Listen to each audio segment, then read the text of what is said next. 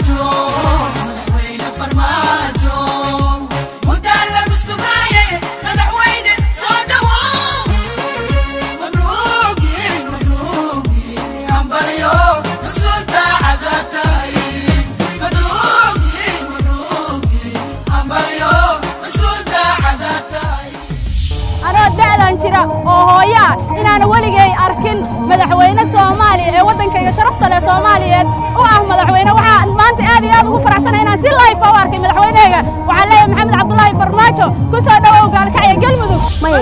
ma arag sawiradiisa inaan arko ma ahan aniga leef ma arag maanta qof aad baa u faraxsanahay maanta sanadkaygu waa 33 sano waxaan aad u taageeraa ugu faraxsanahay maanta arka madaxweyne Farmaajo kaasoo waligay aan arag inta aniga aan dhashay wax madaxa ma arag macna kana horeysa kana dambaysan maanta waa arka laakiin hadda oo cil qabaa ina markaa arag ha Farmaajo halaayaro codsi weyn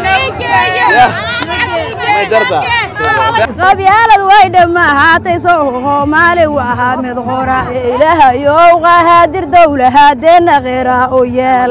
barqadii ama 4 saac ma shay maaday xilligan hadoo jeeda waa xilli maqrino marka intaas in waxa u dul qaadanay waxa sugayay madaxweynaha Jamhuuriyadda Federaalka Soomaaliya Madaxweyne Maxamed Cabdullaahi Farmaajo inuu meesha yimaado cadaad u yimaado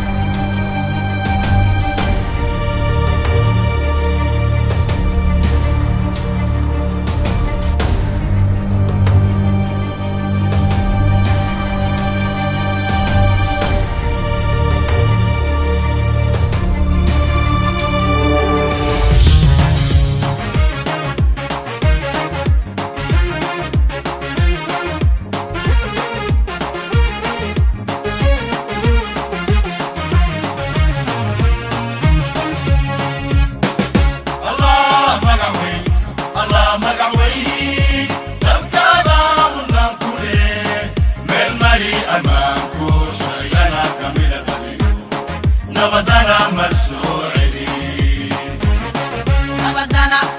نبضنا نبضنا مرسوعي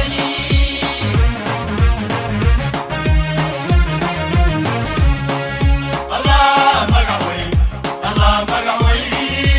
الكابا من ننقلي من مري أمامكو شرعينا كاميرا دليو نبضنا مرسوعي نبضنا نبضنا نبضنا مرسوعي